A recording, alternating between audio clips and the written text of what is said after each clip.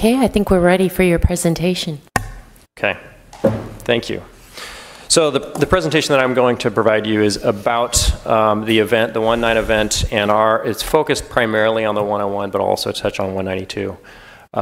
It's a series of photographs that were taken throughout the cleanup effort, and I just wanted to just basically go through and explain what that looked like and what we're able to achieve in a very short period of time.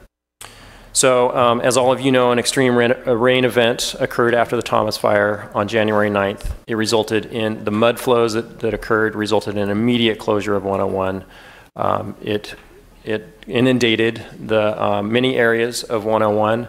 The most dramatic was here at Olive Mill in terms of the amount of material that ended up right down on 101. It became a lake of sorts.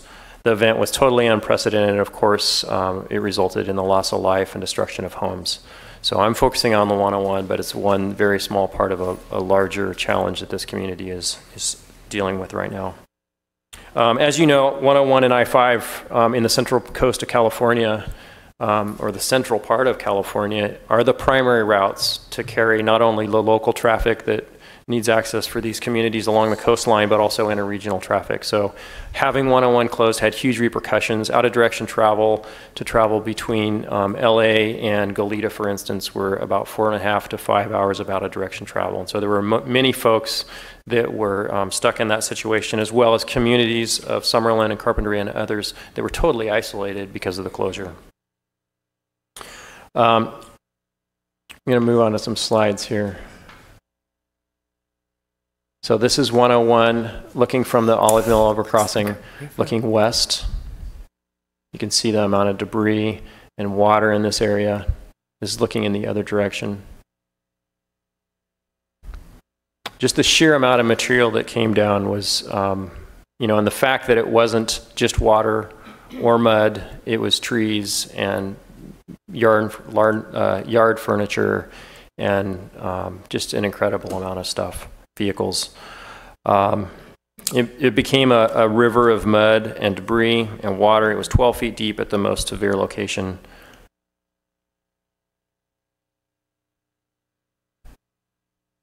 Here you can see the mobilization effort. I have a short video here. We'll see if I can make this work.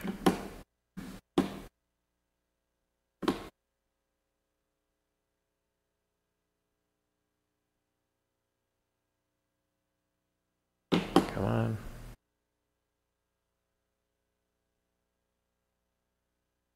Okay, I'll move on.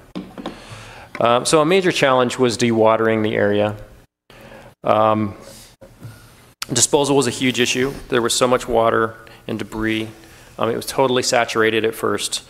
The pumps that we were trying to use to pull the water out kept getting plugged. Ultimately, we discovered that vacuum trucks, which is what you see here, did the best job. At one point we were using chain link fence to try to manage the debris and separate that from the water material. There were 24/7 operations. Caltrans worked in 12-hour shifts, 24 hours a day.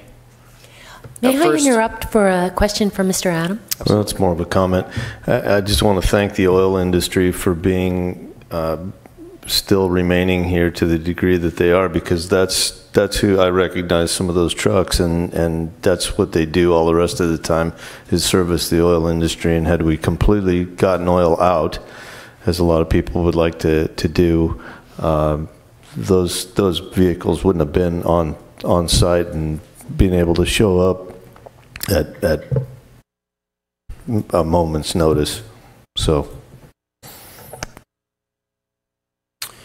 just wanted to also note that at first the material would self-level. So that was what was incredible about this event for anybody that was there and saw it after the fact, of course, is you know, you expect that a water event, a flood event, everything ends up at the lowest location. In this case, it was like a concrete slurry, and so it was on our side slopes, 2 or 3 feet deep, and different viscosities, and you know, some of that had to dry out for us to be able to even pick it up with a bucket at times. And then that created challenges also for the trucks heading north to be able to dispose of that material as you're driving, to have that sloshing around. So there were a lot of challenges just associated with the material itself.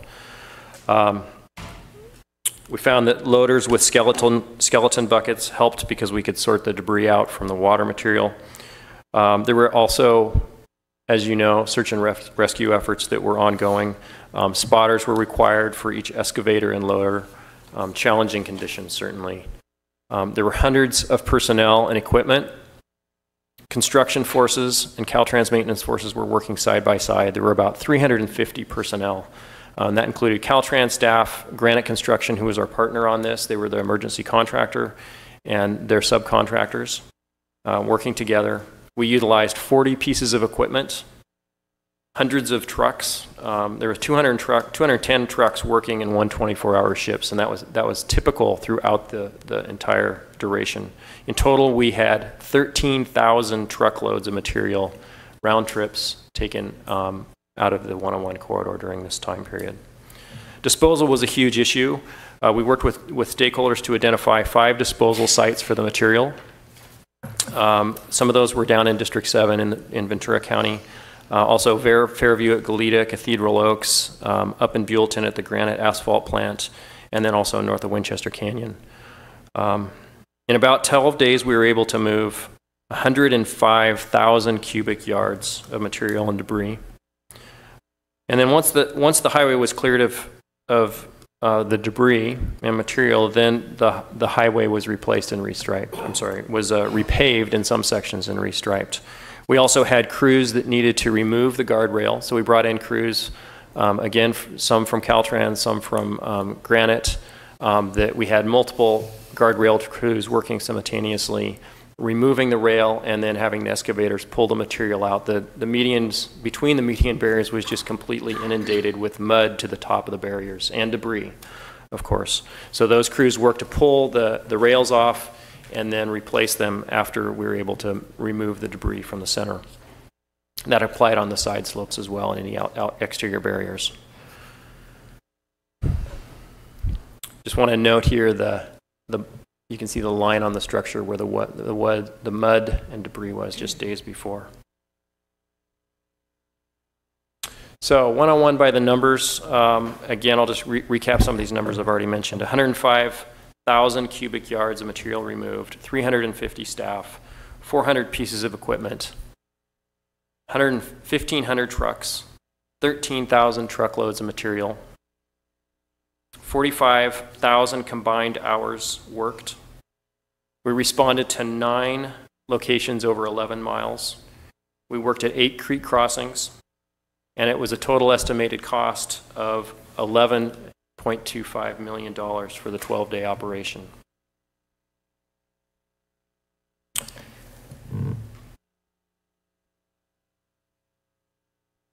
There was also some acknowledgement. We appreciated the tweet from Oprah.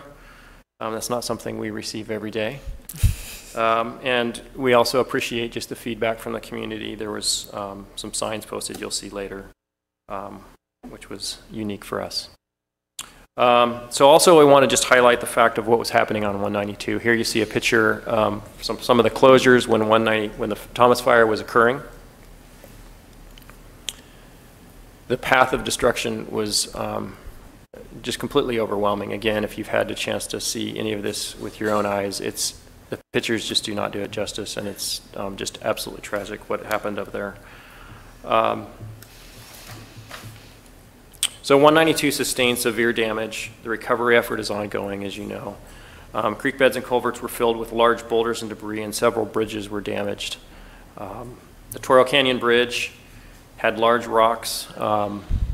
Here's an example, Toro Canyon Bridge. This rock was not there before this event happened. We had multiple situations like this where we needed to clear the bridges for the next rain event, and doing so was no small challenge because we had rocks wedged underneath as well as trees and debris that overflowed the structures.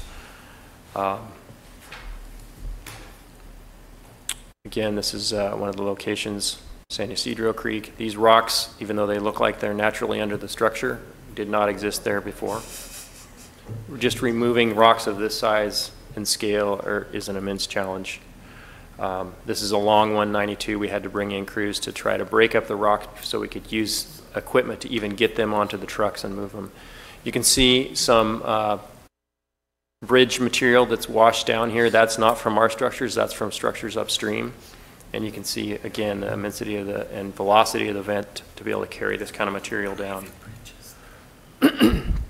So here's where we are with 192 after the structures assessments were completed. We have 4 bridges which are now under closure for public traffic. That's Montecito Creek, Romero Creek, Toro Canyon Creek, and Arroyo Prida. All of these need to be replaced, and we're working under an emergency contract to do that. Again, Arroyo Prida is in the coastal zone, so we'll be working with the county on all of these, but that one we also need a coastal development permit or work with the county to achieve emergency status for a coastal development permit. We also have 2 bridges where the rails were removed or damaged, and that's at San Ysidro Creek Bridge and Toro Creek Bridge. Those were, again, those efforts will be to replace those. And this is just a depiction of where those 6 creek crossings are on 192. And the red ones are, the red stars are the locations where we will be replacing the structures. The 2 yellows are the ones where we're replacing the bridge rails only. This again is that sign we saw. So I also want to highlight the fact that there were other things leading up to this. Caltrans crews were working in 12-hour shifts day and night since December 6th. Manning checkpoints and mandatory closures for 150, 192, and other side of 150, on either side of 154, with the Thomas Fire under intense and hazardous conditions. On December 15th, we responded to a tanker spill, which required us to, and this was at the time when there was mandatory closures and evacuations occurring. And so we repaired 101 in the spill condition within 24 hours. And then, of course, we responded to the mudslide on January 9th.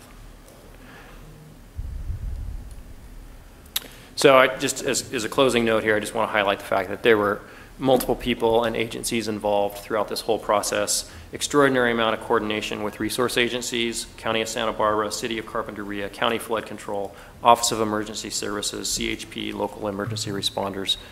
This was really a team effort, and it was, and also Granite Construction, who was, again, our emergency contractor here. Just really appreciate the coordination and cooperation. It was really impressive. I was at the EOC the day after, and to see all that was happening there and all the folks that were involved in trying to manage all aspects of this event was really outstanding. Again, we appreciate the efforts, and it's good to have 101 open again, and we'll certainly be touching base with SBCAG and the local jurisdictions on 192 as those efforts continue as well. Any questions or comments? I think that just has to rank among the top human achievements to manage all of that. I'm just curious, I was impressed by your work at Big Sur, and how would you compare the two? So that was a different situation in that, well, going back to the factors that I had listed earlier in terms of what's involved to replace these structures, that structure was much larger. And that one had no access. It was completely cut off. The community of Big Sur was completely cut off. And it was an extraordinary design effort and coordination effort to achieve what we did. We were able to replace the bridge and have it operating again in 8 months.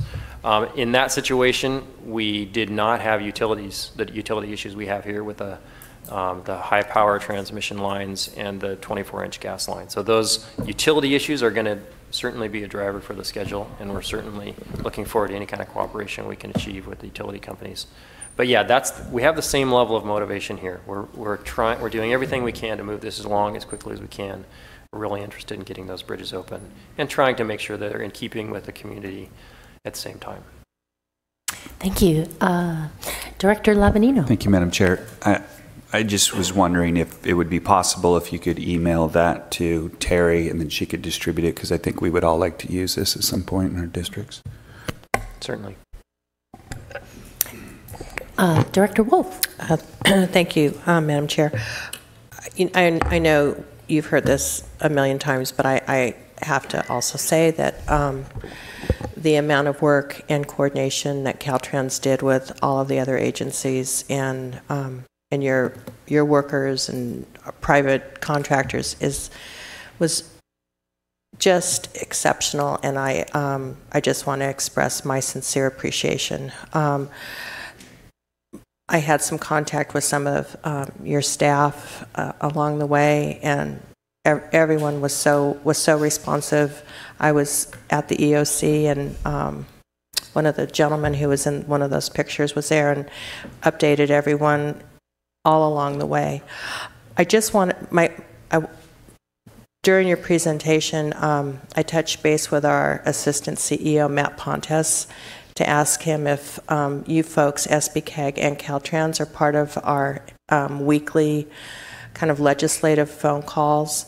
And he was going to make sure that you folks are invited, because I think having if people have questions, and these are folks from DC to Sacramento and locally.